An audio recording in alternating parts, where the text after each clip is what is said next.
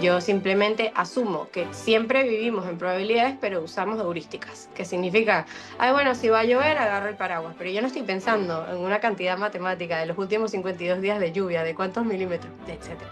Entonces, para mí, vivir en probabilidades es bajar todo un poquito a tierra, lo que irónicamente te permite soñar mucho más, porque entiendes de que si hay una remota, hay un remoto escenario en donde lo que tú quieres que pase puede pasar, pues entonces hay una forma de poner las probabilidades a tu favor.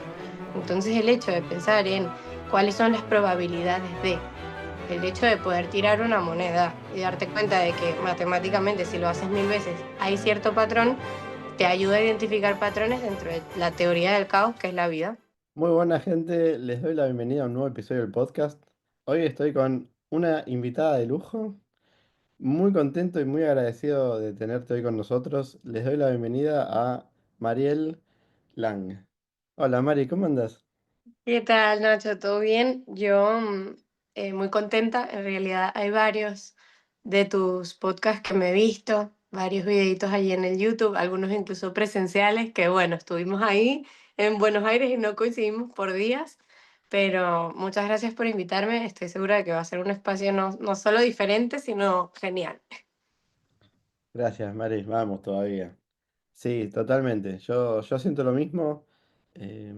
También conociéndote, las cosas que me cuentan de vos invitan a conocer quién es la persona detrás de todo lo que haces. Porque la verdad que haces un montón de cosas y es interesante, bueno, conocerte, entender por qué haces lo que haces, qué te motiva. Y como es costumbre del podcast, te quería empezar consultando si nos podrías decir quién es Mariel Lang. Sí. Mira, yo creo que si lo tengo que definir es que soy una persona muy apasionada de equivocarse, de verdad, en el sentido de que me gusta y lo disfruto. Por eso cuando ya siento que tengo como que el sartén agarrado por el mango, pues agarro y aprendo otra cosa. Y agarro y le subo un nivel a ese tema.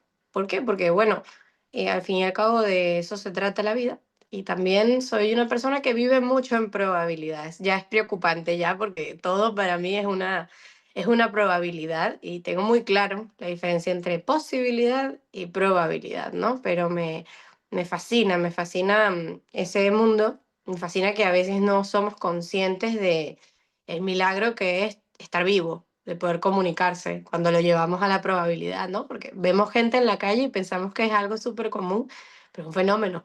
Entonces, poco a poco he ido utilizando el hecho de equivocarme y las mediciones probabilísticas para darme cuenta de que nada es imposible, ¿no?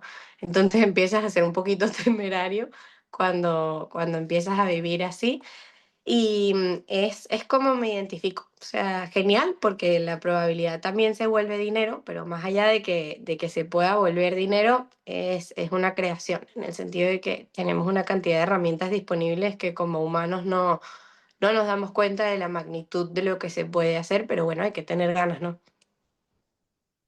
Vos sabés, Mari, que creo que ese es un gran cambio de paradigma. La física a lo largo del tiempo fue cambiando de lo, digamos, determinístico, Sí, donde se decía que si vos lanzabas una piedra iba a tomar tal aceleración y iba a tener un tiempo de impacto y un montón de certezas, a un mundo probabilístico, donde se dice hay tanta probabilidad de que suceda tal cosa. claro, Obviamente no en el mismo punto de medición, pero sí en términos generales. Y es claro. interesante eso que vos comentás.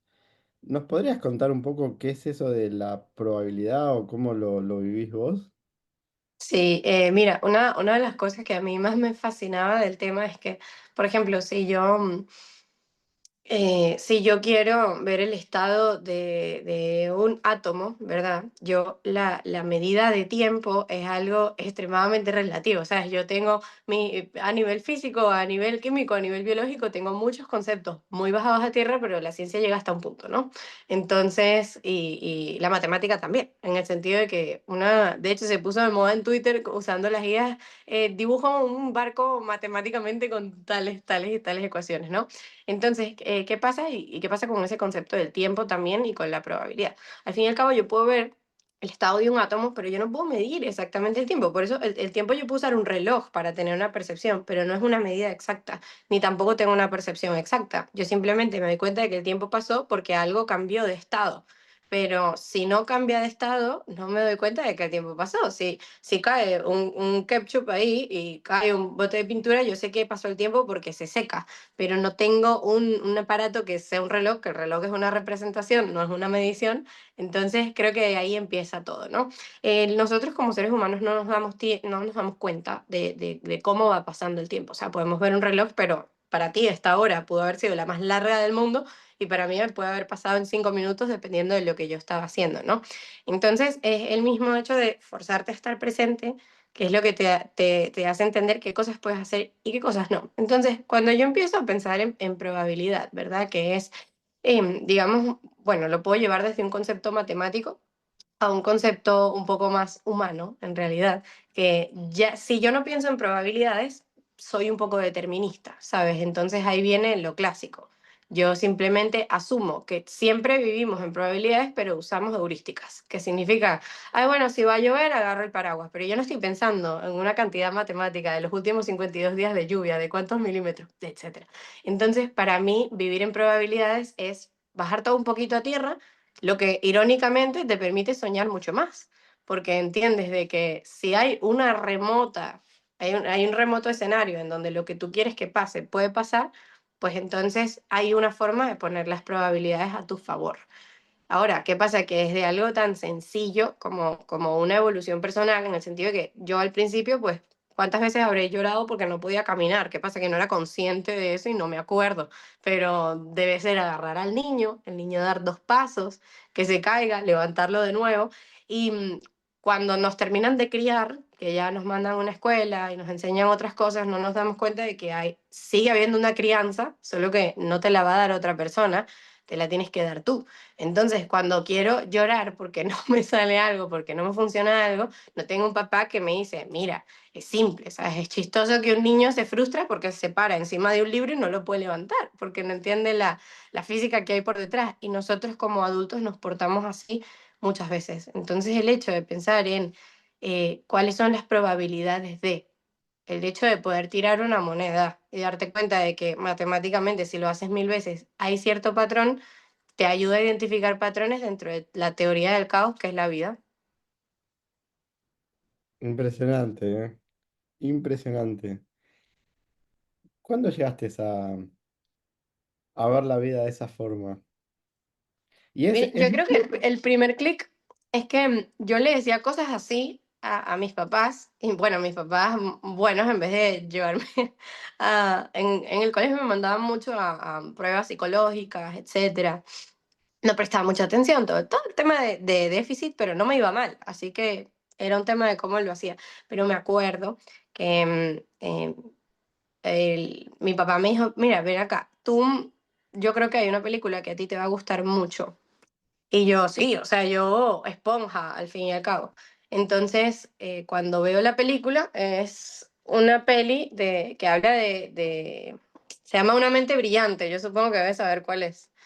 Y entonces yo dije, "Ah, obvio, no tengo esquizofrenia ni nada por el estilo, pero yo decía, claro, esta visualización, al fin y al cabo, es en lo que yo estoy pensando.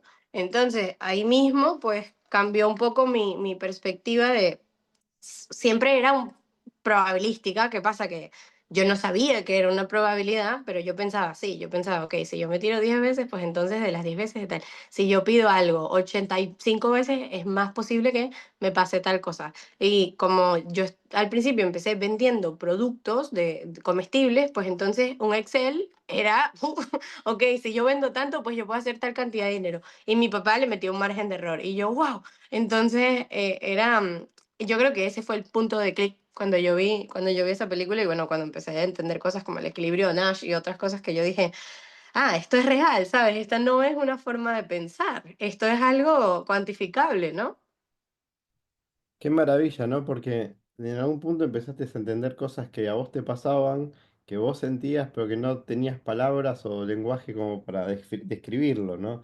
O digamos, No. para condensarlo, vos lo calculo que en algún punto, cognitivamente hablando, ¿no? Esforzándote con la mente, podrías describir eso, pero Em, te sentías sola. Sí, yo creo que mi papá lo entendió, porque si me mostró esa película fue por algo, ¿sabes? Yo estaba pequeña y luego la tuve que ver varias veces para como que entender, ¿no? Pero supongo que algo entendía de esto. Aparte, que era lo chistoso que em, a mí me iba muy mal en matemáticas, pero mal de que 0,3/20 de que me tenían que citar. Entonces, esa fue creo que la única vez en mi vida que yo me fue tan mal en algo, fue ahí. Y bueno, aprendiendo alemán, que es otro tema. Pero allí me acuerdo que citan a mis padres, tal, no sé qué. Total que mi mamá me dice, mira, ponte a estudiar, te ayudo. Yo le dije, no, yo voy a estudiar y voy a presentar mi examen. Entonces me siento, me pongo a estudiar y cuando hago el examen de recuperación, porque sin esa materia no pasaba de año, pues saqué 19. Tú te imaginarás la profesora que estuvo allí viendo que yo hice todo, que no me copié, que no hubo ninguna posibilidad, verme pasar de un 0,3 a un 19, se quedó como, ¿qué, qué es No esto? entendía nada, decía, es otra No, Mariel. claro, entonces volvieron a citar a mis padres y tal como para entender cuál era el régimen de estudio, qué estaban haciendo y mis papás, nosotros no le dijimos nada. Y ahí fue cuando salió esa, yo dije, no, lo que pasa es que a mí me apasiona mucho esta parte de las matemáticas, que sí estudio y que no me enseñan aquí, y pues lo que hice fue aplicar los mismos métodos de estudio, que es ejemplificación dura y pura, para estudiar esto. Entonces ahí fue como, ok. Pero sí, aparte, yo ahí, de ahí a decirte que mi pasión es matemática, no, si no tiene una representación ejecutable, no, no soy un genio matemático ni nada que ver. Pero sí, no, a veces, como venimos de un conjunto de datos muy grande, yo no nací en la época de la Big Data, pero la Big Data era una cosa absurda. Ya prácticamente no, casi ni existe, pero hay tantas herramientas de procesamiento de números y hay fórmulas matemáticas que han funcionado toda la vida, que es como 2 más 2. O sea, yo lo veo como 2 más 2. Y digo, ¿por qué tengo que ser discrecional si tengo algo que me puede poner un camino de rosas, siempre y cuando no me vaya por la curva de la obsesión, ¿no? Porque es muy fácil buscar perfeccionismo cuando hay números involucrados. Impresionante. ¿Y sabes qué pensaba cuando citaron a tus padres y ponele que te preguntaban a vos? Era como un momento para decirle, me encantan las matemáticas, pero no me gusta cómo le enseñan a ustedes, ¿no? Tipo, Sí, sí, ¿no? es Y mucho como respeto a decir, mi profe Mari Carmen, que fue la cosa más paciente del mundo, pero tienes toda la razón. y ahí tiene una cosa que ver con el sistema, ¿no? Y cómo está pensado. Ahí quizás soy un poco conspiracionista, yo digo, Ya. no quiero contaminar la entrevista, pero creo que al sistema no le importa que aprendamos, sino que es un checkbox que quieren tildar y ya. Sí, ¿no? Y tanto es así que imagínate, eso habrá sido en... Yo tendría como 15 años cuando eso pasó, que tú tienes 2 años en donde no ves química, física, tal, y tú ves como álgebra, y en el tercer año, que era donde venía todas las ciencias duras, fue cuando me pasó eso, ¿no? Y después de allí yo no volví a esa parte matemática probabilística hasta que empecé a estudiar teoría del juego. Porque, ¿qué pasó? Como me fui por aristas, porque el mundo de la inversión y de las finanzas suele ser un mundo que parece que se trata de intuición y convicción, entonces, que creo que es el enemigo número uno de la probabilidad, menos cuando no la tenemos medida. Yo no volví a desempolvar eso hasta que empecé a estudiar. ¿Y qué pasa? Que el análisis financiero abarca hasta cierto punto, pero hay un marco ético, que por ejemplo no tiene nada que ver con la matemática, hay un marco fundamental, que a menos que proceses datos tampoco tiene que ver, hay un investment club, que es lo mismo, hasta que no llegas allí no se vuelve a poner, no se vuelve a poner data. Entonces, ahora, ¿cuál es el interés personal de enseñarte matemática que no vas a volver a aplicarte? Había un meme que decía, otro día más sin usar Pitágoras, y pues salía llorando. Pero creo que hay matemática muy potente, muy usable. A mí me vuela la cabeza que las cadenas de decisión no sea algo que se enseñe en el colegio, ¿sabes? Es como, o sea, lo mismo. análisis financiero personal, o sea, gestión de capital personal, desde 2 más 2 es 4 a cómo llevar mis ahorros, cómo llevar mis finanzas. Pero sí, yo también creo que es parte de una agenda y al fin y al cabo luego te extrapolo a una universidad y en esa universidad te tengo 6 años estudiando cualquier carrera y sales igual, porque la gestión de negocios no te la dieron y si te la dieron, te la enseñaron para otra persona. Porque, por ejemplo, para estudiar economía es economía empresarial. Economía empresarial no es economía, es manejo es business management. Entonces ahí yo tengo un choque, me gusta la institución, doy clases en una universidad, pero sí tengo una fricción con los métodos, ¿no? Qué impresionante. Y cuando estabas hablando, me quedé con una duda. Es una duda filosófica y, bueno, a ver si vos la pensaste alguna vez. Habías mencionado, perdón, vuelvo un poquito atrás con lo del reloj me encantó la forma en la que lo definiste. Y me encanta también cómo vos vivís las matemáticas. El Que tiempo. soy un 0,01 a la izquierda a nivel de entendimiento, pero son una forma de vida. Te iba a preguntar, Mari, para vos el tiempo si es algo discreto o es algo continuo. Cuando vemos el reloj, por ejemplo, bueno, este no hace honor a eso, pero los relojes de aguja, por ejemplo, parecía como que entre un segundo y otro no hay, está el vacío mismo. Te iba a preguntar para vos si ese vacío es así o si hay un infinito en el medio. Sí, mira, para mí, al fin y al cabo, como variable es una variable continua, es un variable continuo. Ahora, ¿qué pasa? ¿Qué es lo que pasa cuando empiezas a pensar en probabilidades? Que al fin y al cabo, si yo estoy pensando en probabilidades, que tengo un fenómeno de calcular qué posibilidades hay de que algo específico ocurra en determinadas circunstancias de azar. Pero entonces, si hay un patrón, significa que no es azar, que hay algo dentro de esa varianza, ¿no? Entonces, tema con el tiempo, y que es lo que yo siempre he pensado. Mira, esto ya, yo contaba un chiste de Jaimito, que aturdidor, que decía, no sé qué, no lo voy a contar completo porque vamos a durar 3 horas aquí, pero decía, ¿en qué me voy? ¿En taxi o en autobús? Y decía, bueno, si me voy en autobús, llego a mi casa, pero si me voy en taxi, puede que me pongan con otra persona. Entonces, ¿qué hago? ¿Me siento con otra persona o me bajo? Si me siento solo, llego a mi casa, pero si me siento con otra persona, puede que esa sea la chica que sea el amor de mi vida. Ahora, ¿qué pasa si es o no es? Y así duraba una retaíla y al final decía, bueno, mejor me voy en bus. Entonces, ¿qué es el tema con esto y con el tiempo? Que para mí, cada vez que una persona, y yo lo veo como un documental en mi cabeza, de así, ¡fua! Todo Hans Zimmer con su música y todo Inception, de en cada momento donde tú tienes dos o más aristas de posibilidades, tú estás escogiendo una nueva realidad. Y hay muchos estudios de eso. Hay una charla TED buenísima que se llama El cerebro alucina la realidad consciente, porque tú, así como en un juego y teoría de simulación, que hasta ahí no llego, yo de verdad creo que no estamos en una simulación, pero tú cuando vas jugando un juego se van abriendo mundos que no están construidos, ¿no? Porque el servidor no podría almacenar todo allí, pero mientras va, conforme vas avanzando, pues se va cargando. Entonces yo creo que cuando alguien toma una decisión en un espacio de tiempo que es continuo, abre algo así como otra línea temporal, ¿no? Entonces, eso no significa que yo puedo pasar entre líneas temporales, ni mucho ni menos, pero sí significa que elegir es renunciar. Y a pesar de que yo no lo veo así, pero cepillarme los dientes es una decisión, comer algo es una decisión, no llamar es una decisión. Entonces, todo es acción-reacción. Así que pasa entre dos puntos de tiempo hay una infinidad de números de posibles puntos en el tiempo y también hay una infinidad de capacidades de decisión. Por eso cuando te dicen la vida es un segundo, es porque a pesar de que el tiempo es continuo, y lo puedo dividir entre cosas nanosegundos, procesos internos que yo ni puedo ver qué pasan, y todo ese tema, pero tiene una representación discreta, que ahí es donde el ser humano no termina de colar, que a pesar de que es continuo en teoría,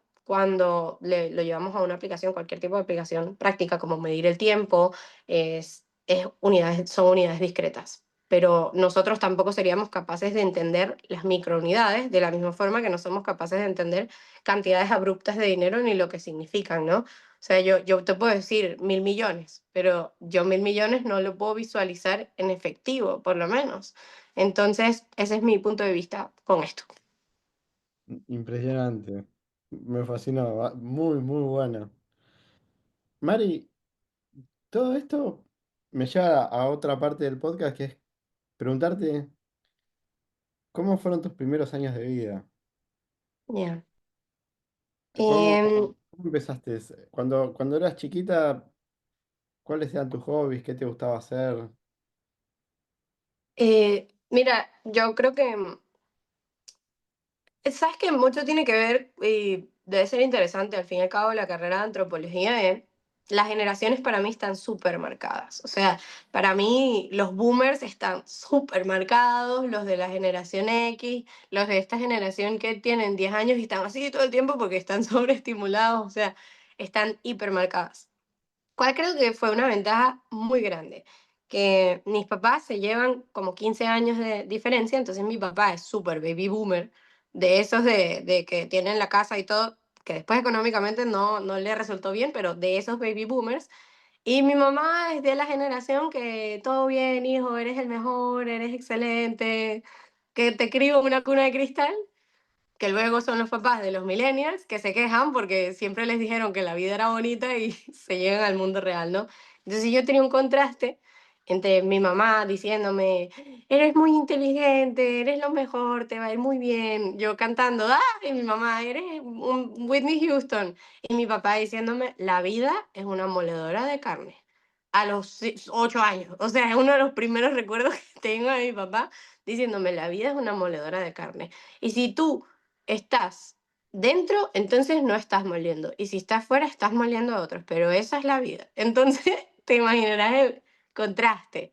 Pero digamos que eso fue siempre así, en el sentido de que yo, ay, quiero buscar, quiero montarme ahí en un árbol. Y mi mamá, no, le puede pasar algo. Y mi papá, déjala que pase y déjala que se caiga y que llore. Entonces, siempre tuve un contraste muy duro, realista, de así es como funciona todo y mucho amor por parte de mi mamá, que mi papá da su amor a su manera, ¿no? Pero imagínate, tanto así que de los primeros, siempre se ríe y siempre lo cuento, de los primeros recuerdos que tengo es que yo pregunto tipo, había una torta de cumpleaños y yo pregunto, ¿eso quema? Y mi papá me dice, vamos a ver, vamos a poner tu dedo 3 segundos allí. Y me agarró el dedo hasta que me quemé, obvio. No fue que se me cayó el dedo, eso pasa ahorita en Twitter y lo funan por crianza irresponsable. Entonces sacó el dedo y le digo, me quemé, me quemé. Me dice, ¿tú vas a volver a tocar una vela? No, no. Claro, entonces era ese tipo de enseñanza, ¿sabes? Era enseñanza de calle, enseñanza así. Y también era una persona muy inteligente, así que cada vez que yo tenía una pregunta, él tenía 4 libros para responderme y terminé, no sé, leyendo Sinué el egipcio a los 8 años. Entonces, así fue mi infancia. Me la viví muy bien. Creo que ya 10 años, etcétera, que tenía un poquito más de conciencia, la crisis económica era tan fuerte que ya estaba involucrada, que es lo único que... Y ahí es donde yo digo, bueno, toda la parte financiera no viene porque soy un genio, sino porque me tocó, ¿sabes? Si en casa no hablas de dinero, el niño no se entera, pero si es muy, muy fuerte, llega y llega. Sabes que sí, sabes que sí, y de hecho hablábamos, prometí no meterme, así que voy a tratar de cumplir mi promesa, pero el hecho de que el dinero no sea un tema de trato en casa, muchas veces para mí tiene que ver con una enseñanza social, ¿eh? Que Sí. quieren que la sociedad sea pobre. Sí, sí, claro, sí, yo lo vuelvo un hiper tabú. ¿Qué pasa? ¿Qué es lo loco? Tienes como una brecha gigante de gente que no se entera, porque, ¿sabes? Yo sabía que la estábamos pasando mal, yo sabía qué cosas no me podía permitir, y tienes a otra gente que no se entera, que la está pasando mal y la pasa peor porque no sabe la situación que tiene. Y tienes a gente que le va muy bien económicamente que desde esa edad ya está enseñando, mira, esto es lo que vamos a hacer, esto es lo que ganamos nosotros, esto es un negocio de vida, etcétera. Yo el otro día lo discutía con unas amigas que les decía, si tú quieres armar una familia, pues algo que deberías conversar con tu pareja es cómo se va a transferir el tema monetario. Ahora, si los dos tienen un trabajo y crearon un patrimonio, ¿cómo lo van a transferir? Si los dos tienen un negocio, ¿cómo se va a transferir ese tipo de riqueza? ¿Sabes? Yo no, yo siempre he pensado que esas familias que crean un núcleo unifamiliar de negocio y lo logran mantener generación tras generación, es porque hubo algún tipo de educación, es porque los niños a los 10 años, por lo menos 2 horas estaban en el negocio, que mi negocio es digital y bueno, involucra otra cosa, ¿no? Pero es una conversación importante. Entonces, ¿qué es lo que yo por lo menos valoro mucho? Que mis papás no era, bueno, la cosa está difícil, déjanos resolver. Yo decía, ay, yo quiero ayudar con tal cosa. Me abrían las puertas. Y me acuerdo que en lo que iba con mi abuela yo vendía tortas. Eso era lo que hacía. Que eso llegó a mantener a la familia completa. O sea, era una cosa que en ese momento el cambio estaba en 4,30 y una costaba 8. Es decir, eran $2. Y a mí me costaban 20 centavos. O sea, era un margen increíble que no he vuelto a Brutal. tener desde ese momento por comisiones de broker, pero imagínate tú que era ese nivel. Y cuando me iba de vacaciones a donde mi abuela me prohibía vender. Decía que vender era algo que Dios mío me perdonara, que como a mí se me ocurría estar haciendo ese tipo de cosas. Me dejaba hornear y todo, pero yo tenía que regalar mi trabajo. Entonces cuando yo volvía, mi papá, no, que por qué la dejan. Y bueno, entonces en paz descanse mi abuelita, pero ella no trabajó en su vida, ella estaba enseñando desde lo que ella sabía. ¿Sabes? Que el que tenía un negocio es porque era pobre y no podía tener un trabajo en una mi abuelo era telegrafista, entonces era como la alta alcurnia, ¿no? Pobrecitos se despertaron y se dieron cuenta del WhatsApp. Pero es un tema cultural fuerte, ¿eh? Qué impresionante. Y eso de que vos comentabas de cómo lo vivía tu abuela, porque me imagino que para tu abuela era también la representación de algo malo, porque también ella vivió todo eso. Y hoy por hoy también haces crecer lo que vos, en lo que vos te esforzás, en lo que vos hablás, en lo que vos compartís. Por ejemplo, ¿no? En muchos trabajos en relación de dependencia, los grupos donde entre sus pares se comparten cuánto ganan, son grupos que están más propensos a ganar más en el futuro. Sí. Es muy loco eso, ¿no? Porque vos decís, mira, no se gana X. Wow. Y vos Sí, decís, porque hay personas que piensan en el mundo como un juego de suma cero, y hay personas que juegan el juego pensando que siempre se agrega más cosas a la mesa, que es claro. un mundo hiperabundante. Y, y en ese sentido ahí conviven los dos mundos, ¿no?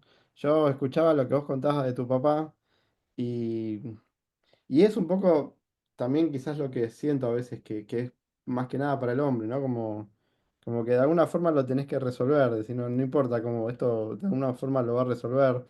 Una Claro. persona hiper cuidadosa de los recursos, que a veces los recursos son lo que vos decís, cómo te comunicas con el otro. Mm. Porque eso me lleva a la pregunta de, ¿lo sentís un mentor a tu papá? Sí, yo sí lo veo así y yo creo que el hecho de poder llevar cualquier situación, que es difícil, ¿no? Porque yo no puedo juzgar a mi papá por su ejecución, ¿sabes? Él tuvo una realidad muy distinta a la mía. Y no, creo que esa es una de las cosas que pasa mucho, ¿sabes? Al fin y al cabo, yo, y bueno, sobre todo en España, que con todo respeto a todos mis queridos amigos españoles, pero es muy normal quejarse de todo, de todo. Entonces, yo obviamente que viví otra realidad, pues no me quejo, porque para ellos algo malo, para mí es algo, ni me había dado cuenta. Entonces, no puedo juzgar a alguien por su falta de ejecución, pero el hecho de poder transmitir esos conocimientos sí que es potente. De hecho, yo creo que hubo una etapa en donde yo decía, ay, papá, cállate. O sea, ya está. ¿Qué pasa? Que mi papá era, ¿sabes? Todos los papás tipo, sí, vamos a jugar fútbol. Y mi papá, que no bebe alcohol, no ve deporte, hablándome tipo, bueno, sí, para tener una estructura corporativa necesitamos planificación estratégica y un plan de estudio de tal. Entonces yo era tipo, ya, aparte era muy crack en todo lo que era SQL, datos en compu, sistemas expertos se ganó un premio de ESRI, o sea, era muy bueno y yo era una esponja. Entonces yo me arrepiento mucho del tiempo en el que rechacé ese conocimiento. Y decía, ay, ¿por qué no puedes sentarte a ver fútbol y tomarte una cerveza? Obvio, estaba pensando como el consciente colectivo de los papás de todas mis amigas, ¿no? Ahora digo, uy, no, menos mal que no se sentaba a ver el fútbol y a tomarse una cerveza, ¿no? Y sí, creo que las aristas y posibilidades que me abrió fueron, gigantescas porque nunca hubo una vuelta atrás, ¿sabes? Yo era como, ok, tengo todo para avanzar. Tal vez no tengo el recurso financiero, pero tengo algo que no puedo comprar ni siquiera. Pero sí, de hecho yo no tuve, no llegué a tener mentores. Yo digo que tuve muchos mentores porque los leía, porque les escribía por email, porque veía sus estudios, me leía los papers, veía sus clases grabadas, pero yo creo que la mentoría, verdad, que tuve es que papá lo echaron en el 2002. Yo lo tuve demasiado tiempo en casa. Es como que me hubiese podido criar tres vidas, porque si sacas la cuenta en tiempo, del que sí es fraccionable, ¿no? De 4 horas que puedo pasar con mi hijo entre que voy al trabajo, vuelvo al trabajo, yo veía todo lo que estaban haciendo mis papás. Mis papás estaban, mi mamá que montaba antenas de telefónica, se reunían con una alcaldía, yo iba a eso. O sea, era, lleva a tu hijo al trabajo todos los días. Entonces creo que tuve mucho roce allí, o sea, no estaba separada la vida financiera de la vida normal. Yo los tenía ahí, yo sí tenía una duda, podía preguntar. También tuve más supervisión, obviamente, pero esa supervisión me dio acceso a más libertad porque avancé rapidísimo. Eso es impresionante. Cómo la disciplina y enfocarse te hace avanzar mucho más rápido y mucho más lejos, ¿no? Es así. Contrariamente a lo que uno piensa, que dice, no, porque si yo hago lo que tengo que hacer en el momento que lo tengo que hacer, me pierdo de ver el juego de fútbol. Me encantó eso, porque yo lo veo tal cual. Digo, yo no tomo tampoco, no soy de tomar. eh, Veo muy pocos eventos deportivos, sí los veo, pero eh, digo, como cuando el enfocarse, ¿no? Es lo que te Ya. permite Sí. dirigir tu energía de alguna manera. Que claro, no tengo absolutamente nada en contra de en ver esos eventos, ¿sabes? Que creo que ya depende mucho de la personalidad y de lo que gusta, pero sí, al fin y al cabo, cuando empiezas a pensar hay un retorno disminuyente en todo, todo. Entonces, ¿qué es lo que pasa con la consumición? Sea de películas, sea de novelas, sea de fútbol, sea de noticias, que llega un punto en que tal vez tú crees que te estás enterando de algo, pero ya llega un punto en donde más información no te va a dar más información a ti en realidad. Llega un punto donde mantenerse actualizado tiene una línea muy fina con estar sobresaturado de información y tener parálisis por análisis. Que, por ejemplo, cada vez que hay una situación de estallido geopolítico, la sobrecarga de información es tan grande que empieza a haber desinformación. Entonces, yo creo que ahí es donde uno tiene que saber redirigir. Lo mismo, si yo paso 16 horas trabajando, es como una IA. Tú lo empiezas a usar, empiezas a alucinar, ¿sabes? Te empiezas a decir cosas tipo, hoy es martes. Entonces, creo que lo mismo pasa con uno, a diferencia de como yo no estoy hablando en voz alta, pero cuando ya yo paso 16 horas en algo, probablemente las últimas 4 las quemé. Y mañana, con cabeza fresca, después de irme a correr, irme a tomar un café, etcétera, tenga la solución. Pero creo que es muy importante pensar así en tiempo invertido, que el retorno nunca, no siempre tiene que ser monetario, puede ser a nivel bienestar, a nivel sentimiento, pero hay que tener un límite. Y sobre todo ahorita que, mira, estamos conectados a través de una cajita mágica, tú me puedes tocar la puerta cada 2 minutos, cada segundo, un sobreestímulo tan grande, cuando antes un ser humano está destinado a, en su vida, llegar a 150, 200. Entonces hay que saberlo manejar muy bien, porque si antes era ya una agenda de, bueno, borreguitos todos, produzco saco, como esa caricatura, pues ahora es peor, porque ahora somos máquinas de consumición. Mari, ¿cómo notas o te ocurre alguna forma de cómo disminuir todos esos estímulos? ¿Cómo uno puede evitar o cómo uno se puede proteger de todo eso? Es así, el WhatsApp, yo por ejemplo esta semana fue explotado al teléfono. Llega Yo un no momento, quería ni escribirte porque digo, hay otro mensaje más. pero mira, se nota que a vos te pasa lo mismo. Porque solamente esa sensibilidad la tiene el que lo padece de alguna manera, que Soy muy paciente. dicho sea de paso, no lo padezco, es una bendición, o sea, anduvo muy bien algunas cosas en las que estuve y que vos sabés, de hecho, con el tema de los cursos.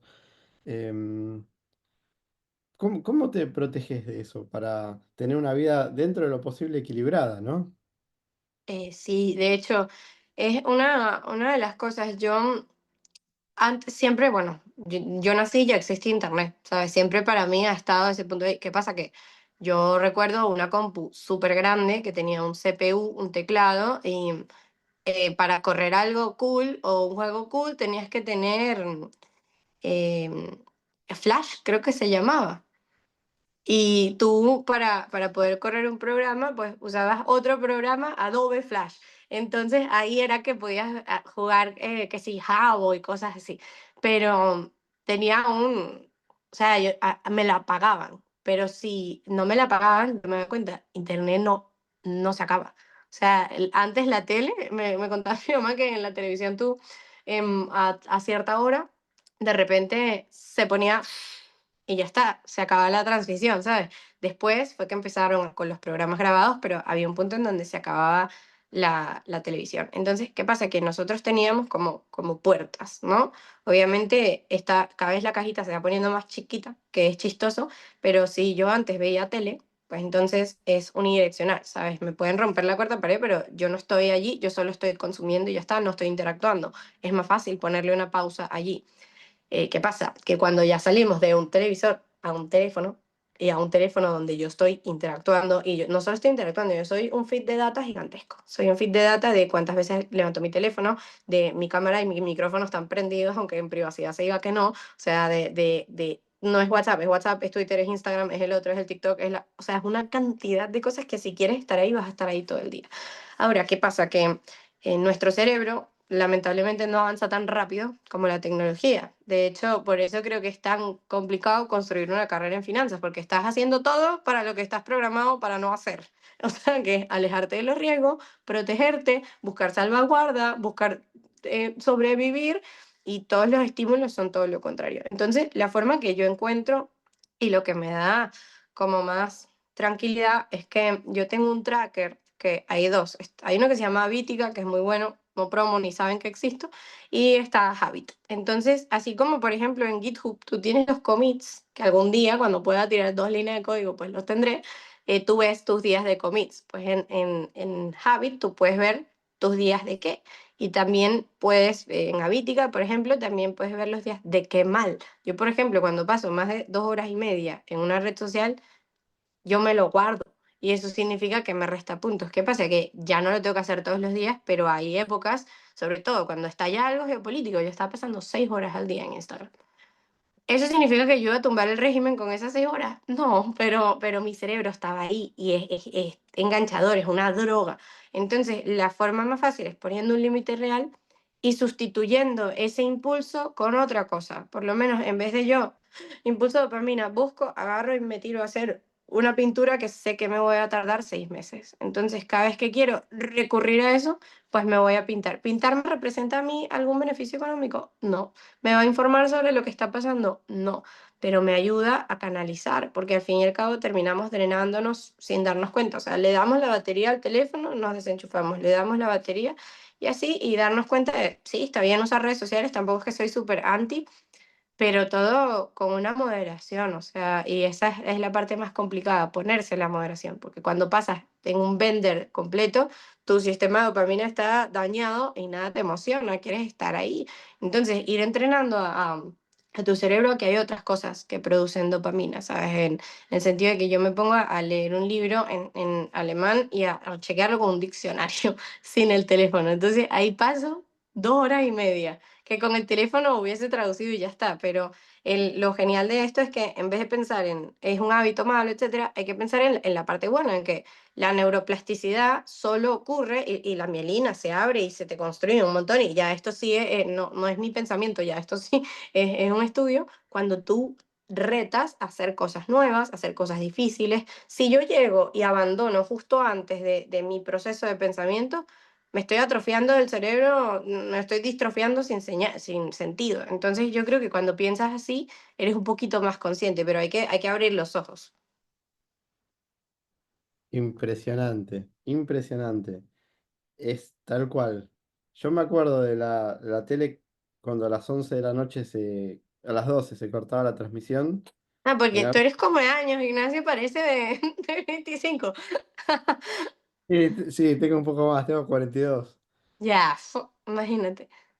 Y me acuerdo cuando aparecían los primeros programas a la noche, a las 12 de la noche, que eran como Mira, todo lo que vos decís, todo lo que vas contando me va como haciendo sentido en lo en mi experiencia, ¿no? Eran como programas que eran más rebeldes. Claro, eran Claro, rebeldes porque hacían algo nuevo. Y fue sí. como el precursor del wall infinito que tenemos hoy, ¿no? O sea, vas a Twitter y nunca termina. No, nunca termina, nunca se acaba. Es más, no sé si te diste cuenta que cuando tú scrolleas y bajas, siempre te aparece un pedacito del tweet de abajo, para que tú no puedas dejarlo ahí y quieras como que verlo, ver. No lo había notado eso. Claro, es como que tienen el hook para que ya estés, no terminaste algo y ya estás con algo nuevo. Sí, Mari, antes de pasar a la siguiente parte de la entrevista, te quería consultar con el vínculo con tu mamá. ¿Cómo sí. es?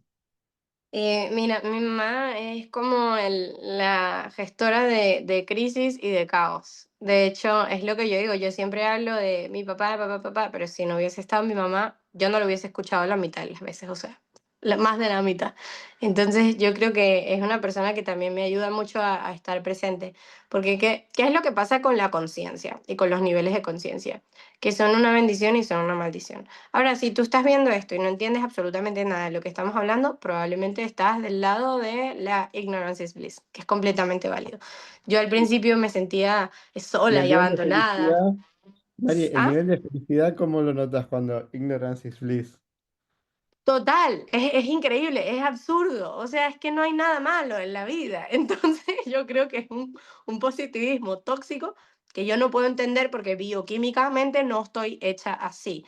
Pero yo me di cuenta de eso late in life, ¿sabes? Yo al principio pensé que todo el mundo tenía como el mismo nivel de conciencia, ¿sabes? Entonces, si yo le decía a alguien, elegir es renunciar, me iban a decir, sí, elegir es renunciar, es verdad. Pero no, había gente que decía, no, tú siempre puedes elegir a todo, la. Y yo digo, wow, si yo hubiese nacido así, mi vida hubiese sido mucho más fácil, pero no nací o quién sabe si mi papá me hizo así. Pero ese es el tema con los niveles de conciencia, que no, como que se te asignan, ¿sabes? Ya hasta ahí la ciencia no llega, como que uno nace así o no nace así, que es genial esa interacción porque siento que eso como que, como una campana de Gauss, va soltando a las personas en donde tienen que caer y eso no significa que no pueda haber un alto nivel de éxito. Lo que sí significa es como el turmoil que hubo detrás de ese nivel de éxito, así como ves un pintor que de repente pintaba en la calle. Tú le dices, ay, la pasaste muy duro y tal, y resulta ser que le encantaba y que era súper hippie y que alguien lo descubrió un día y lo llevó a una galería y él, bueno, bien, seguía este camino de vida.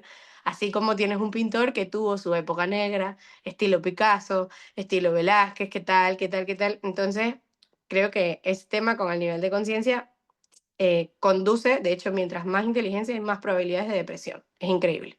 Entonces, y tú lo ves mucho también en los países del Caribe, que la inteligencia no tiene que ver con la pobreza, pero si a partir de cierta edad, y estos son estudios que me fascinan, a partir de cierta edad empiezan a haber problemas económicos y el niño se entera en casa que son problemas, no es hablar de dinero, son específicamente problemas, su desarrollo se ve tiene un plato en comparación al niño del que no se habla de eso. Entonces tú notas que en países en Latinoamérica, pues la gente está feliz, viva la pepa, me tomo una cerveza, da igual, no hay posibilidades de surgir, que es terrible económica y políticamente, sí, pero yo simplemente no pienso en eso.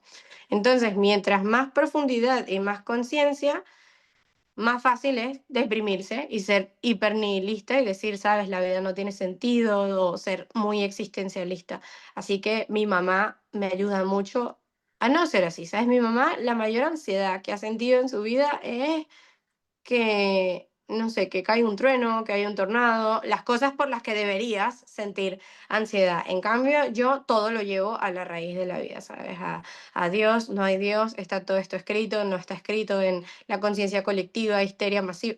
Entonces, mi mamá es un centro a tierra muy bueno, es muy buena ejecutora, por lo mismo de que no se queda en la estar. Y hoy estaba viendo un video en, en Twitter que decía, ¿por qué ser un retard me cambió la vida? Entonces yo digo, ok, el pibe se la pensó. Y claro, en el video lo que hablaba es de que en vez de sobrepensar las cosas y llevarlas a un análisis exhaustivo, las que no tenía, pues era un ejecutor masivo. Y cuando tú ejecutas mucho, te equivocas mucho, te das cuenta de varias cosas y no te quedas en los laureles.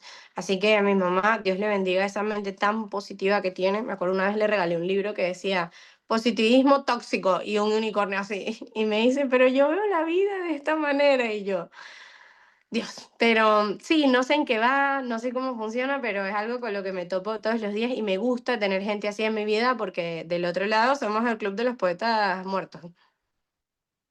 Sí, creo que no lo vamos a entender nunca, Ya. pero por suerte hay mucha gente que no se pregunta mucho las cosas. No. Buenas personas, digo, porque también hay malas personas. No, yo hablo del club de las buenas personas, ¿no? Ya, Que te dan un impulso para adelante y que te hacen una vida más vivible también, ¿no? sí, total, 100%. Mari, ¿y cómo fue que se te dio por esto de... Bueno, medio me contabas, ¿no? Que en el cole, cuando empezaste a tener estos problemas, recién cuando vos mencionabas la palabra problema, eh, todo esto tiene como los LLM, ¿no? Tiene una carga de contexto. Mm, Y es el contexto y es la atención que le pones a ese contexto lo que hace que problema sea algo bueno o malo. Y como cuando, sí, con las herramientas que tenemos nosotros, que no estoy diciendo que sean buenas ni malas, digo, solo es lo que hay, digo, es lo que hay. eh, le podemos dar una connotación positiva, ¿no? Como decir problema, como qué es lo que nos hace divertirnos a diario, es decir, cuál es nuestra dosis de dopamina de la buena, de la sana, resolver problemas. Ya, sí, Ya me meto de lleno a cómo vos resolvés diariamente tus problemas y cómo encontrás esas probabilidades en un mundo caótico, sí, que pareciera ser caótico, pero parece que es bastante normalizado, ¿no? En el fondo. sí, Em, Nada, y me habías hablado de tu abuela. ya, sí, ¿Cómo también. fue el vínculo con ella? Mira, mi abuelita era, mi abuelita era una persona muy dura, ¿no? Dentro de sus creencias. Y bueno, obvio, era otra generación, ¿sabes? En el sentido de que alguno tatarabuelo se vino de Europa en alguna peste y pues eran 9 niños trabajando, las niñas cosiendo en la casa. Entonces era, le costaba mucho ser dulce, pero es eso, yo ahí, creo que ahí fue donde intenté entender que la gente no es un cúmulo individual de experiencias, sino una serie tanto genotípica como fenotípica de cosas que le ha pasado, ¿no? Entonces allí creo que me ayudó mucho a hacer un clic donde yo no intento no juzgar, ¿sabes? Que ahora que me puedo sentar a decir que qué mal este olímpico, sí, pero de allí más a llevarlo a una connotación personal, no.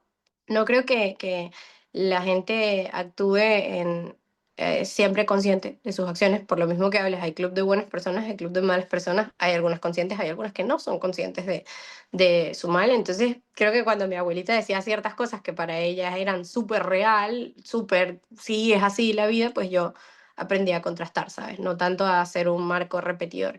Pero sí, en realidad fue la única abuela que tuve, porque todos mis otros abuelos fallecieron antes de que yo naciera, entonces fue con la que más pude compartir. Y también tuve una abuelita que era como una nona adjudicada, que se llama Elba, que ella sigue por allí, que ayudó a mi mamá a todo, ¿sabes? A criarme prácticamente. Y ya había ayudado a los hijos de mi madrina y tal. Y eran dos personas completamente distintas, ¿no? Estamos hablando de que mi abuela, a pesar de que era de un pueblo, mi abuela se consideraba la alta sociedad del pueblo, que es válido, ¿no? Uno tiene su burbuja donde le tiene. Yo estoy todo el día en la computadora leyendo datos financieros, eso sería un sacrilegio para mi abuela. Pero eso.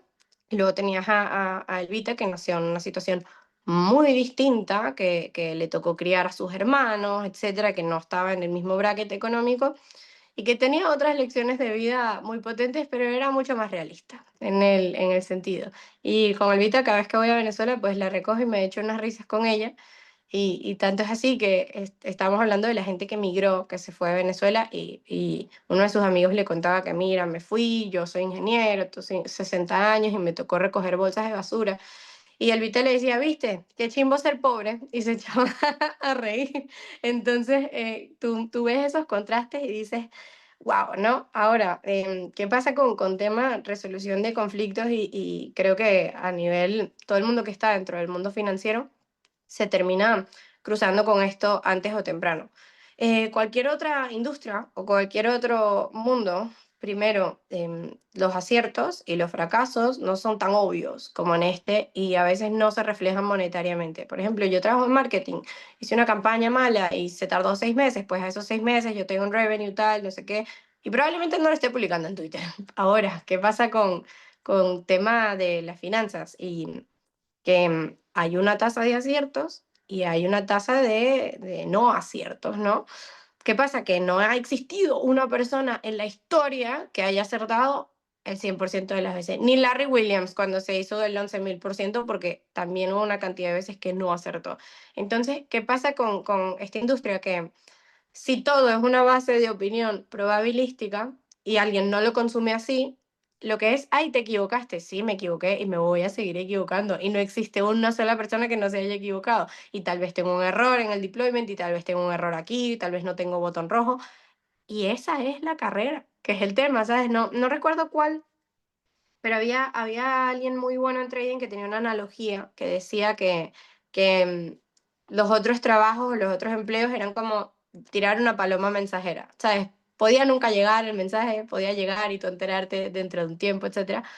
Versus que el trading es un deporte de tiro. Tú vas a saber si acertaste o no acertaste con segundos de precisión. A veces con un poquito más de tiempo, pero vas a tener un resultado directo, vas a tener un resultado monetario que tiene que ver con cómo lo procesamos emocionalmente como personas y vas a tener un resultado que el 100% de las veces es tu culpa y tu responsabilidad. Entonces ahí creo que es muy duro y que quien no acepta esto, pues normalmente abandona y también tienes que tener un poquito de piel, curtirte, porque vas a publicar algo, no se va a dar y alguien te va a decir, ah, esto no funciona, etcétera. Y yo digo, ¿quieres que te suban los portafolios de hasta Nancy Pelosi, que tiene información interna, y hasta Nancy Pelosi, que no creo que hay mejor trader en la historia, se equivoca? Entonces es muy loco tener que recalcar que se van a cometer errores en una base diaria, en una base semanal, en una base anual, porque es parte de un proceso de probabilidades y que no se trata de un acierto o un no acierto, se trata de una ejecución continua en base a una serie de datos. Fascinante. Mari, ¿cómo fue que te metiste en las finanzas? Long story short, allí, que creo que es lo más loco. Nosotros fuimos de viaje a Estados Unidos. Ahora tú dirás, bueno, pero había buen dinero. Nos chocaron un carro y aquí o sea, es lo que digo, si yo puedo darle contexto a la historia, lo voy a dar. Teníamos un auto estacionado, que era el único que nos quedaba, con un seguro. Nos lo chocaron, nos pagaron el seguro en cash y bueno, obviamente había que vivir la vida, que creo que era parte de la crisis económica. Nos fuimos a Estados Unidos porque mi hermano se casaba, la familia estaba allá. Resulta ser que amigos de mi hermano, etcétera, le hablan a mi papá sobre Bitcoin y a mí, wow, Bitcoin. Mi papá se abre una cuenta americana, o sea, muchas cosas que yo nunca había visto. Yo vivo Estados Unidos, donde decía, oh, esto es, o sea, fue una sobrecarga fuerte, ¿no? Vivo Disney en vez de vivir Disney como, wow, sí, bonito. Yo decía, pero ¿cuánta gente entra y paga esto, mamá? ¿Y por qué no hay uno así en Venezuela y tal? Entonces, esas fueron la serie de preguntas. Obvio, cuando llegué compramos un poquito de Bitcoin por local Bitcoin y yo tipo, wow, mi papá se abrió una cuenta de ahorros y me explicaba las cosas y yo decía, el dinero no se evapora. Y bueno, tú que eres de Argentina lo entiendes, ¿sabes? Yo es más, el billete que dejé ahí, en lo que me fui y volví a Estados Unidos ya no valía nada. Entonces, para mí eso abrió una nueva arista. Mi papá me dio unas guías que tenía de ABC de la bolsa del 70 y pico, del 80 y pico, cursos que había hecho. Y eso, más internet, fue puf, el boom. Es más, me acuerdo el primer ETF, el S&P 500 que era como una cuenta de ahorros, pero en crack. O sea, yo decía, esto no puede pasar.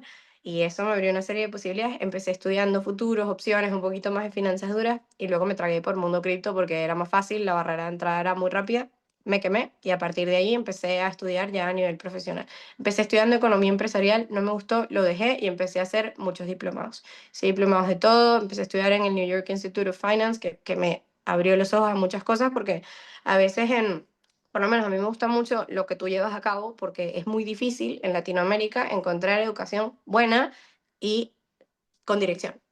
¿Por qué? Porque si yo me voy a hacer un máster, tal vez me hago un máster de administración, finanzas, tardo un año y medio, tengo mi certificación, pero no tengo tanta habilidad dura como pensé que iba a crear. Entonces me hice como yo quisiera mi carrera y me la empecé a estudiar y ahorita es que volví a retomar economía para poder graduarme y que me den ciertas certificaciones que no puedo conseguir sin ese título. Pero ahí empecé un camino profesional y por eso no le presto tanta atención a la parte discrecional, por eso me interesa tanto lo que tú haces y el tema Python, porque cuando mezclas 2 más 2 te das cuenta de la base realista de un mercado financiero más la ejecución, los marcos de ejecución, todo el tema que se puede bajar a tierra, pues es como el camino a seguir, ¿sabes? Qué maravilla. O sea que, por un lado, está esta cuestión de lo que vos ya sentías, porque ir a Disney y empezar a pensar cuántas personas entran acá, estabas viendo el modelo de negocio, básicamente. Me Sí, imagino. sí, y No, mi no, mamá, no, mira, Disney World, Lilo y Stitch. no estabas viendo a la princesa o las aguas danzantes, sino que estabas viendo cuánta gente entra acá, cuál es el margen. Claro, yo estaba pensando en Venezuela, ¿sabes? Yo todo lo llevaba a Venezuela, o sea, y decía, mamá, ¿y por qué que esto es duro, ¿no? Suena triste. Yo tampoco me mitifico mucho porque somos 30 millones de personas, o sea, esto le pasó a un montón de gente, más lo que llegó a suceder en Argentina, más lo que pasó en Cuba, pasa. Pero yo le preguntaba que por qué habían tantas marcas de cereal, que por qué habían tantas marcas de azúcar, que si eso se podía. O sea, claro, ahí mi mamá, bueno, porque este país es diferente, y mi papá, bueno, porque los canales de producción no están bloqueados, porque el poder no está centralizado, porque hay empresa privada. Entonces, ahí, bueno, Te tiraba la posta tu papá. siempre, siempre. Más le preguntas, ¿qué día es hoy? Te dice, bueno, si nos podemos sentar, o sea, siempre.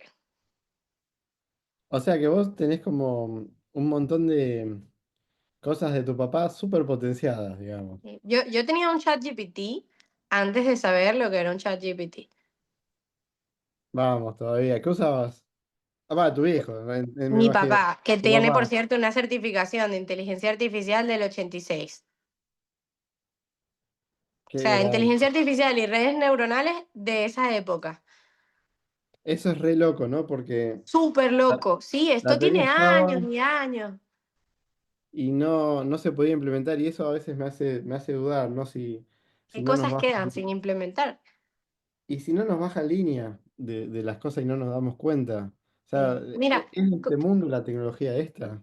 con eso que acabas de decir, una de las cosas que yo siempre pienso, y cada vez que tengo la oportunidad de preguntárselo a quien sea, no importa el nivel cognitivo, sea un profesor de IT o sea una persona en la calle, yo le digo, mira, si el Wi-Fi o la red Wi-Fi o la red telefónica siempre habían existido, porque simplemente es algo que está allí, que no podemos ver, pero como la energía a tierra estaba allí, la luz estaba allí, y nosotros simplemente conseguimos un hardware para volverla y para poder usarla. ¿Qué cosas quedan aquí que no podemos tocar, que todavía no tenemos el dispositivo para canalizarlas? O sea, y he tenido respuestas muy curiosas, la verdad. Por ejemplo, Por ejemplo, tema de tema dimensional, tema de que aquí nosotros estamos haciendo esto y hay seres de otra dimensión que están pudiendo ver esto, pero como no tenemos un aparato, o tema, por ejemplo, transmisión de partículas, que sí, así como se puede enviar un mensaje en metadata, se puede enviar algo físico. Entonces, un montón de respuestas, pero es eso, o sea, y creo que cada vez la curva va más grande, o sea, nunca, pienso que nunca, siempre uno tiene un interés por vivir, pero pienso que nunca ha sido tanto el costo de oportunidad como lo ves ahora. Y lo ves por evolución 2000, 2010 y evolución 2010, 2020.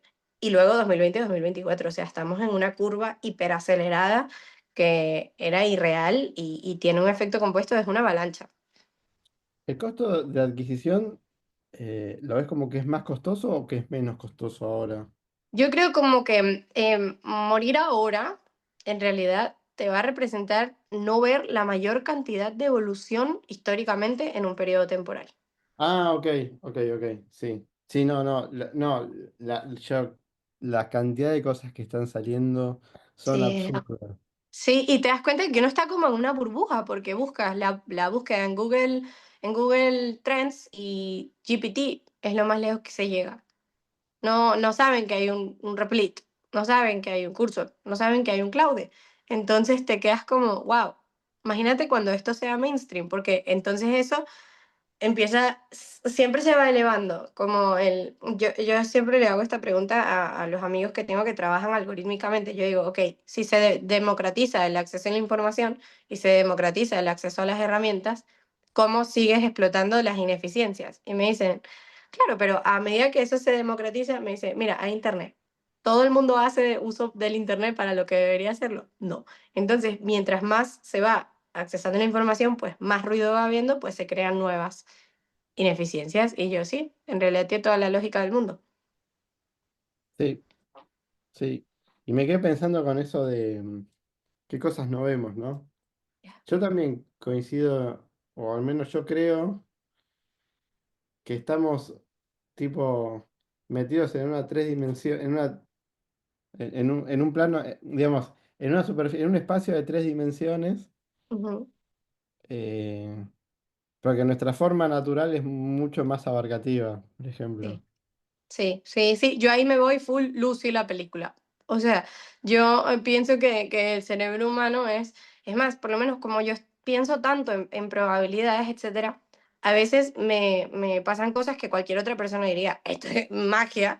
Y mis amigos siempre me dicen, a Mariel le pasan unas cosas. No, lo que pasa es que lo mismo, si el cerebro está carro amarillo, carro amarillo, carro amarillo, te pones unos lentes donde identificas el carro amarillo. En realidad no es un tema de metafísica, es un tema de alineación cognitiva. Si tú estás todo el tiempo pensando en algo, pues ese algo lo vas a identificar más rápido que cualquier otro patrón.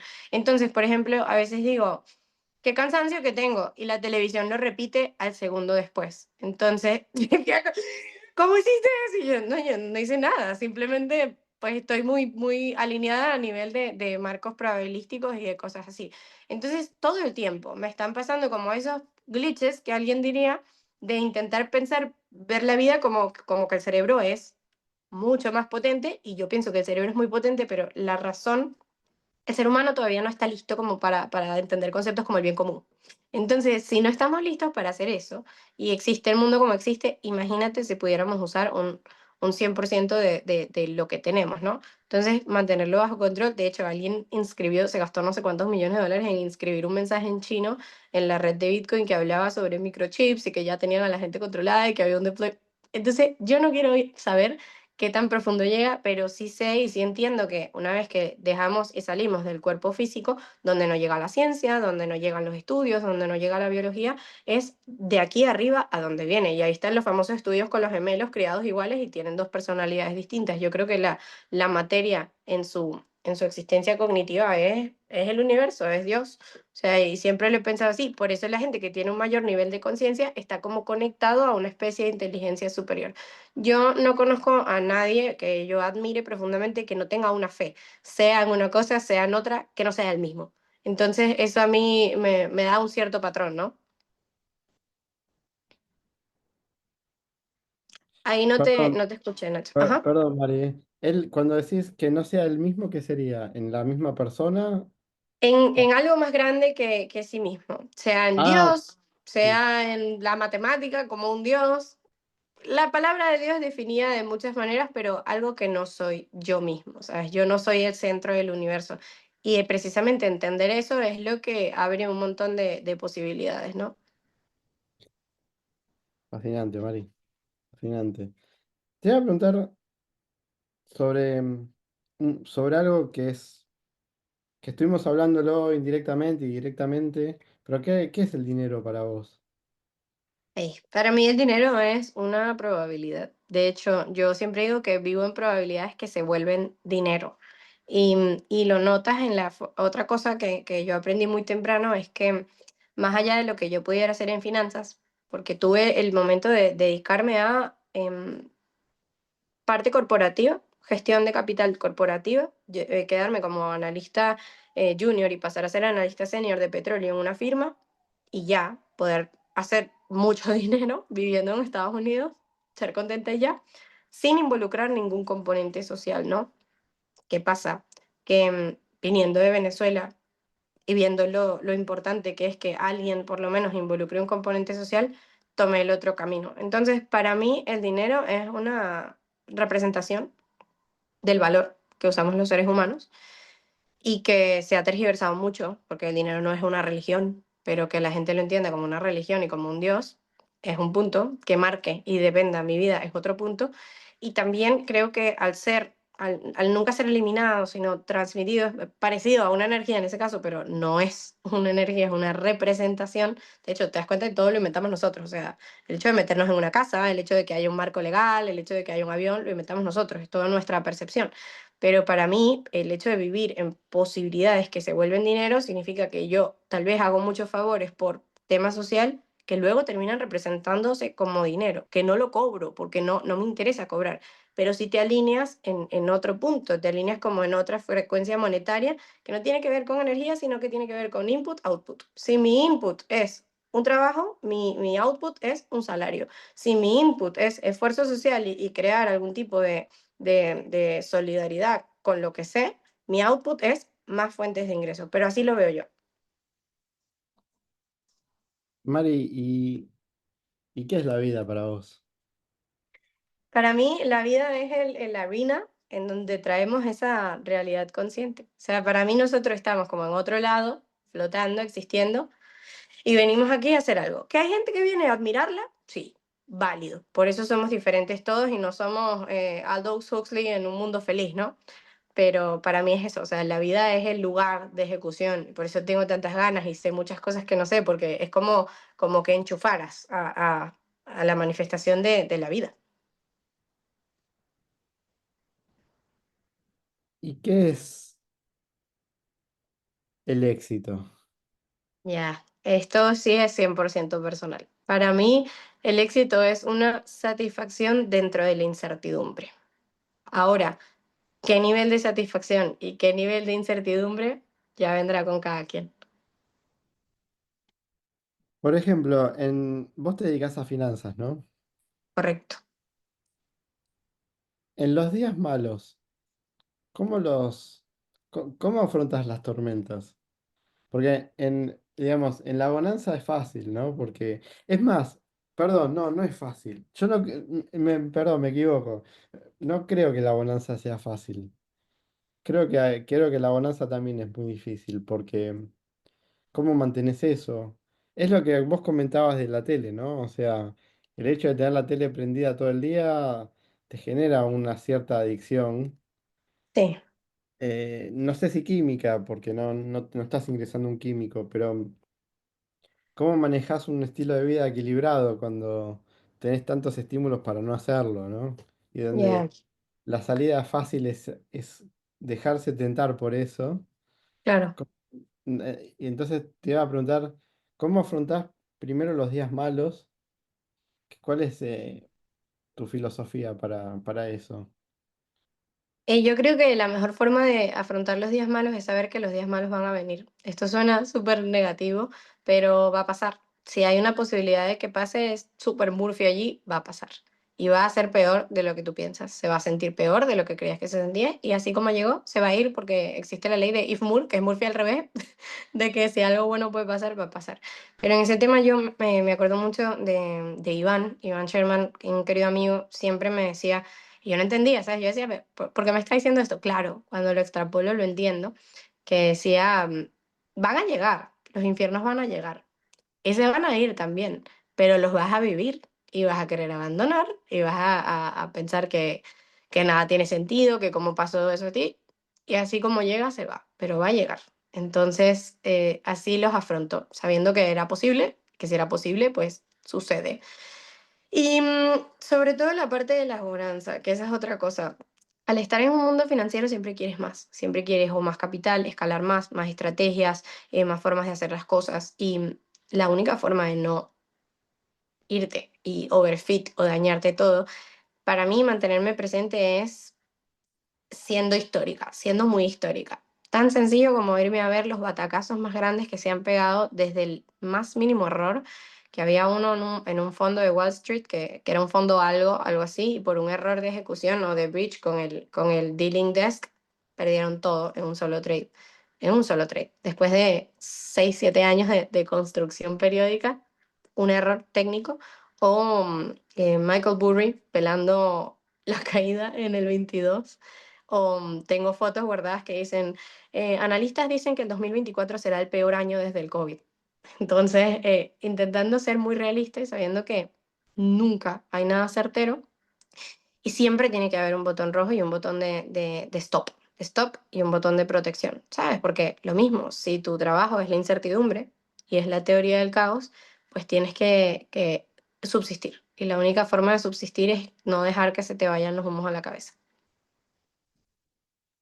Impresionante. Mari, ¿cómo definirías a lo que te dedicas hoy en día? Bueno, hago muchas cosas, pero dentro de eso lo que hago es que soy trader profesional, me dedico a estrategias y las analizo basada en teoría del juego y basada en data cuantificable y creo sistemas que interactúan entre sí para explotar ineficiencias dentro del mercado. ¿Qué es eso en español? Pues compro y vendo activos, muchos activos, basados en series de datos que me dan cierto resultado porque tengo una ventaja. Entonces, A más B igual C, A más A igual tal, y en base a eso filtro patrones de calidad y ejecuto en base a esos patrones de calidad para obtener un beneficio monetario. Impresionante. Y estoy dándole la bienvenida a una nueva pregunta al podcast. Pues realmente me dejaste pensando en un montón de cosas. Así estoy yo todo el Positivamente, tiempo. positivamente. Si podrías, ¿qué es para vos el fracaso? Mira, para mí el fracaso es la posibilidad de éxito. No, no recuerdo si era Twain o cuál lo decía. Yo tengo muchas cosas aquí guardadas en la mente y las saco, me acuerdo, voy pensando, pero si quieres duplicar las posibilidades de éxito, duplica las posibilidades de fracaso. También había alguien que decía, si puedes mirar al éxito y al fracaso y tratar a esos dos impostores de la misma manera, la vida es tuya. Porque que es una cuestión de perspectiva, es lo que digo, si tuviésemos luz todo el día, todos los días, nos quemaríamos, no había fotosíntesis, no existiríamos. Si tuviésemos noche, lo mismo, si no pudiéramos dormir, no pudiéramos estar despiertos. O sea, para mí es una cuestión de perspectiva, o sea, no hay éxito sin fracaso y no hay éxito sin reconocimiento propio de lo que es éxito. ¿Sabes? Para mucha gente el éxito es una definición distinta, pero para mí el fracaso es una constante todos los días a veces se me va a apagar, a veces se me va a apagar la alarma, se me va a ir la luz, hay fracasos internos y hay fracasos externos. Lo que hay que saber es tratarlos con cariño porque son la única posibilidad de que exista lo contrario. Impresionante. O sea que le das la bienvenida al fracaso a tu vida. Sí, controlado, medido y con riesgos proyectados, pero sí. Vamos, todavía sí, sí, Intento totalmente. que no sea un fracaso fatalista, ¿no? Porque otra cosa que siempre pienso es que somos súper vulnerables, o sea, somos muy vulnerables físicamente, somos muy vulnerables mentalmente, así que hay que cuidarse. Sí, totalmente, totalmente. Dentro de unos parámetros lógicos Sí, y cuestiones que, razonables, que no siempre somos sí, racionales.